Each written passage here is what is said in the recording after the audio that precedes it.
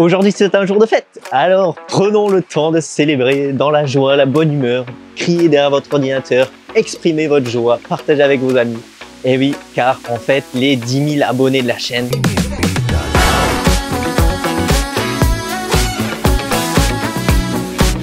Quand je me dis que toi, derrière ton écran, peut-être tu regardes tous les matins des vidéos de respiration. Alors, il y en a d'autres qui viennent de temps en temps. Tout le monde est le bienvenu. Et ça me remplit de joie de voir que les gens transforment leur vie grâce à ces techniques. 10 000 abonnés, c'est aussi le moment de repartir en arrière quand ce projet a généré, pour que vous voyez un petit peu tout ce qui s'est passé et de se projeter vers l'avenir pour voir ce qui arrive. Et je suis certain que de belles choses vont se manifester. Alors d'abord, imaginez quand j'ai 22 ans, je décide de partir contre toute attente. Parce que bien sûr, quand tu veux partir comme ça en Asie, tout le monde te dit « Ah non, non, on n'y va pas, c'est dangereux. » Mais bon, je suis parti en Inde et après je me retrouve en Birmanie. Et là, cette histoire, je l'ai encore jamais racontée.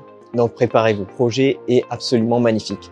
Il y a un moine qui voyait toutes ces personnes qui étaient abandonnées dans la rue, ces personnes qui étaient malades, qui étaient laissées pour compte. Et il s'est dit bah, « Écoutez, moi, je vais les nourrir et je vais les accueillir. Je peux peut-être pas leur proposer des soins, mais en tout cas, je vais leur donner un toit et je vais leur donner de la nourriture. » Et le message est passé assez rapidement à Rangoon. Et finalement, en quelques années, il y a plus de 4000 personnes qui se sont retrouvées dans ce monastère pour simplement avoir un toit où dormir. Et l'ambiance qui règne, même si c'est des conditions qui sont difficiles pour les gens, c'est une ambiance qui est remplie de joie, remplie de paix, remplie d'espoir dans l'humanité et remplie d'espoir dans la spiritualité. Parce que toutes les personnes qui viennent ici ont la chance de pouvoir méditer 3 heures par jour avec des moines qui viennent dans ces salles. Tous les matins, on part avec les moines et on va demander l'aumône aux habitants. On part dans une petite camionnette avec 5 ou 6 moines et il y a une personne qui part avec un micro et qui annonce dans la rue « Les moines de Tabarwa sont là. Les moines de Tabarwa sont là. » Et il traverse comme ça toutes les routes. Et il annonce « Les moines arrivent, préparez-vous, les moines arrivent. » Et là, tu vois tout le monde qui commence à s'agiter dans sa maison ou dans son appartement. On prépare toujours un plat en plus au cas où on a un invité. Et bien là, ce matin, l'invité, c'est le moine. Et donc, vous imaginez une rangée de birmans qui sont là, prêts à donner aux moines. Les moines, c'est pas seulement pour eux qui récoltent de la nourriture, mais c'est aussi pour les 4000 malades, les 4000 personnes qui sont hébergées. Et donc, ce tour peut durer 2-3 heures. Je me rappellerai toujours de la manière dont les birmans donnent. C'est pas comme nous, on a l'habitude de voir les gens qui donnent à des mendiants. Ah tiens, prends 2 euros ou prends 5 euros et m'embête pas. C'est quand ils donnent, c'est vraiment avec le fond du cœur et avec les 2 mains. Quand ils donnent leur nourriture, c'est pas prends comme ça, c'est vraiment du plus profond du cœur. Et le regard et la dévotion avec lesquels ils donnent leur nourriture, ça te transperce d'amour et de bienveillance. Cette manière de donner avec le cœur, voici ce que j'ai, je te le donne.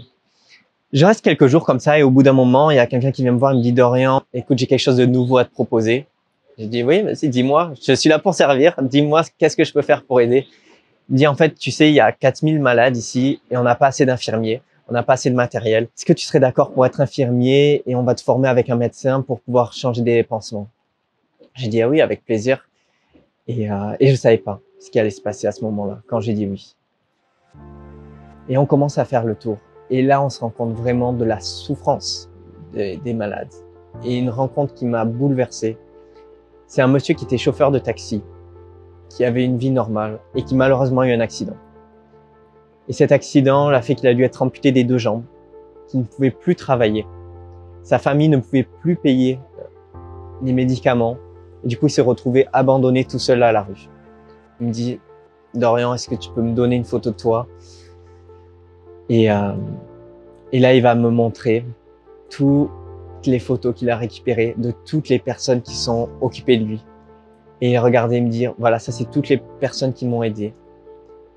Et je pense à elles tous les jours. Et je veux qu'il y ait ta photo. Et je te rajouterai, et tu seras tous les jours dans ma pensée. Et cette expérience, forcément, c'est rempli d'émotions. Et là, je me suis dit, cette personne, elle va penser à moi tous les jours de sa vie. Et moi, comment je peux penser à elle tous les jours de ma vie. Et donc c'est là où j'ai décidé en fait de faire 2 fois par jour une méditation qui s'appelle Metta Bhavana, qui est la méditation de bienveillance, de compassion pour tous les êtres, pour pouvoir penser à lui et à toutes les personnes qui souffrent actuellement dans le monde au moins 2 fois par jour. Et beaucoup de personnes souffrent et c'est peut-être votre cas aujourd'hui. Et donc voilà, je veux vous dire que tous les jours, 2 fois par jour, je pense à vous. Et toutes mes vœux de bienveillance, de compassion sont avec vous pour vous accompagner à traverser ce moment difficile. Et aujourd'hui, on sait combien on traverse un moment difficile. Certaines personnes veulent nous diviser, les tensions augmentent. Tant pour moi de prendre ce temps tous les jours pour chercher l'union, chercher l'unité et développer la compassion. Parce que je crois vraiment que c'est cela qui va nous permettre de sortir de ce moment difficile. Donc voilà, c'est un message plein d'espoir que j'ai envie de vous délivrer aujourd'hui. Et enfin, qu'est-ce qui nous attend, toi qui fais partie de cette aventure? Je pense que ce qui va se passer, c'est que malgré les ténèbres, en fait, la lumière va jaillir. Et là, on est en train de préparer le chemin. Et tu es aussi en train de préparer le chemin pour ce qui va se passer dans les prochaines années. Pour ma part, depuis quelques mois, je me priais pour savoir comment je peux me mettre à votre service. Et la semaine dernière, j'ai une réponse. Ça va passer par un livre. Ça va être une aventure exceptionnelle qui va démarrer. Donc, je vais commencer à rédiger un livre et pour cela, je vais devoir interviewer des personnes. Et la bonne nouvelle, c'est que toutes ces interviews seront mises sur la chaîne. Donc, vous allez voir dans les mois à venir de nouvelles vidéos, des interviews de personnes qui n'ont pas passé. Il y a une thématique qui m'a particulièrement intéressé, c'est la thématique du don. Donc, on va construire ce livre ensemble. Et si vous avez des histoires inspirantes, n'hésitez pas à les partager. On va lancer ensemble cette chaîne dans une autre dimension où des dizaines de milliers de vies de gens vont être impactés. Et rien qu'à cette idée, mon cœur se remplit de joie. Encore une fois, merci d'être là. Merci de suivre cette chaîne. Merci de partager cette vidéo. Merci de pratiquer tous les jours. Et je vous souhaite le meilleur. Soyez remplis de joie et à bientôt. Ciao.